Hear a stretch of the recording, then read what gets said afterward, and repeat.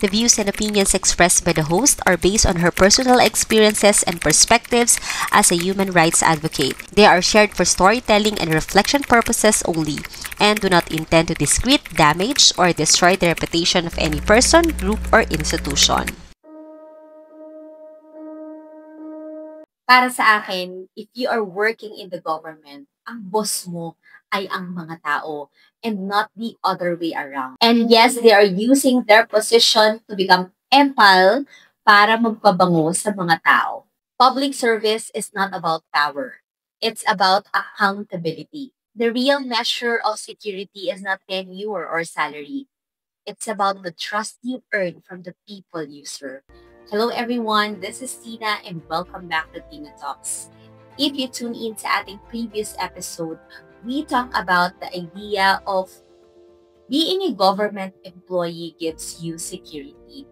And now, we will go deeper. Ano nga ba ang ibig sabihin kapag ikaw ay isang public servant?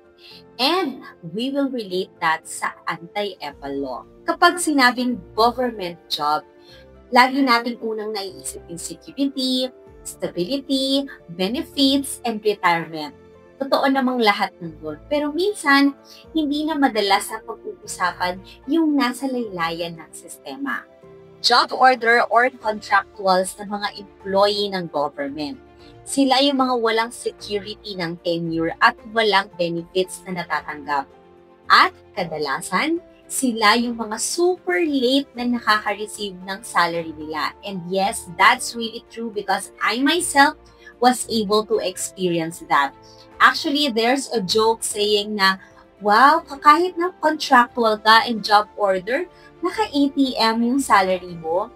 Yes, ATM meaning after 3 months bago matanggap ang kanilang sweldo or even more. That's the reality of being a contractual and job order. Pero, madalas sila yung unang-una nating makakausap sa mga transactions natin and dealings with government offices, sa barangay, sa city hall, and other public offices. Rank and file regular employees. Sila naman yung may mga security pagdating sa tenure.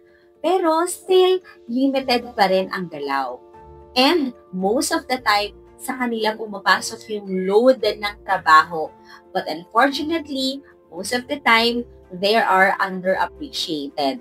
Sila yung nasa behind the scene, sila yung gumagawa ng dirty works, pero sadly, hindi sila na-appreciate. Head of office and officials, these are the type of government workers na kung saan they already have power in their position. At dito na kadalasan nagsisimula ang problema.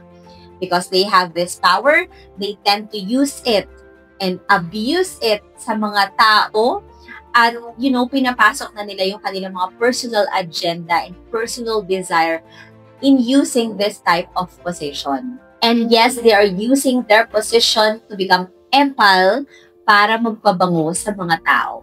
Elected leaders, their main mandate is to serve the public. They are trusted leaders to serve what we need as a citizen.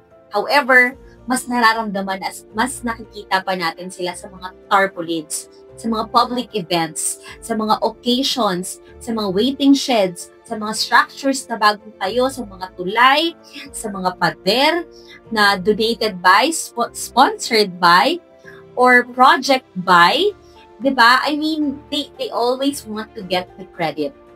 But, hindi natin talaga sila nararamdaman sa pinangako nilang service na ibibigay during the time na sila ay tumatakbo and wini-win yung ating mga boto. Now, let's go back to the ordinary citizens. Ano nga ba yung na-experience natin as a recipient ng sinasabing nilang public service?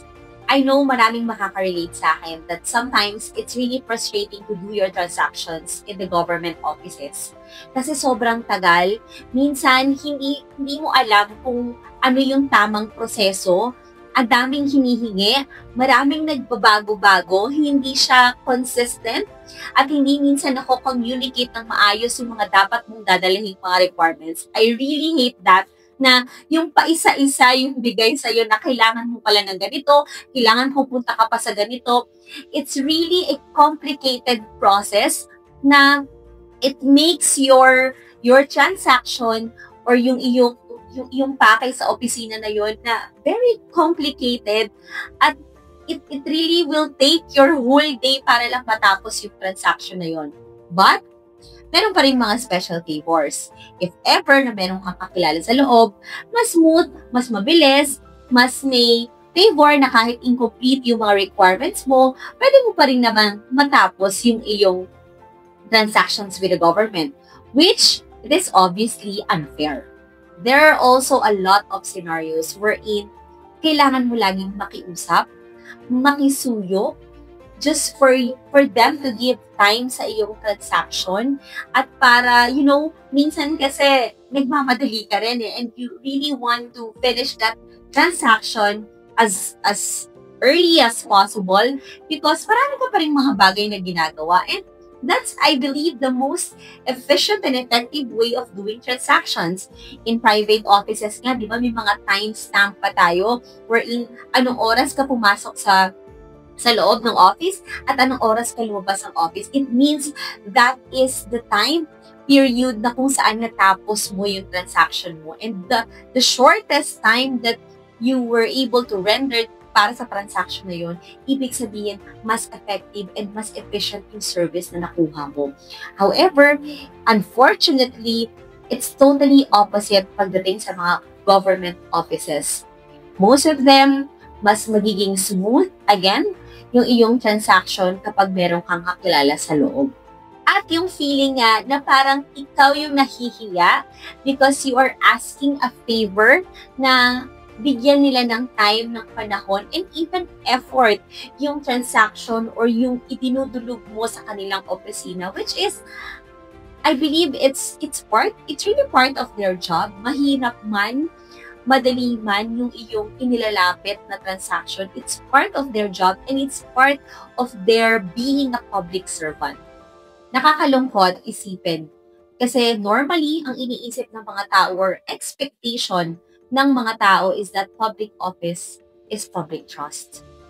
However, because there's so many bureaucracy na nangyayari, hindi user-friendly at sadly minsan hindi rin tao-friendly yung kanilang serbisyo na ginagawa. That's why we tend to lose our trust sa mga tao na nasa gobyerno.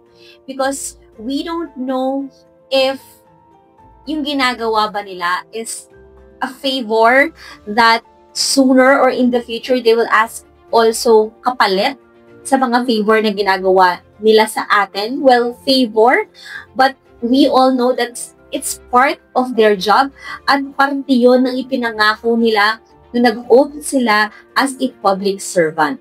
Dito pumapasok ang usaping anti-EPAL law. The main objective of this law is para alisin yung personal credit ng mga politiko, ng mga leaders na gumagamit ng pera or resources ng government para sa mga projects na tinayo nila during their term. Which we all know, it is part of their job. Hindi kinakailangan mailagay yung kanilang mga pangalan doon.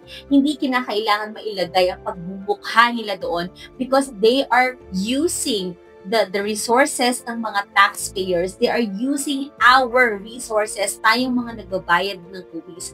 And it is just part of their job at wala dapat silang credit na kinukuha doon. There is this wrong culture sa mga public servant na once they rendered their service sa taong bayan, they feel like nagbibigay sila ng favor or nagbibigay sila ng regalo.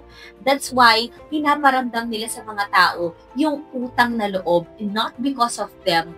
Wala yung proyekto na to, wala yung programa na to, wala yung activities na to. Well, in fact, again, it is just part of their job. Kaya natin sila binoto, it's because we trust them that they will do this programs that will benefit the citizens. At ang hindi dapat nating makalimutan, pinabayaran natin sila para gawin ang trabaho nila through our taxes.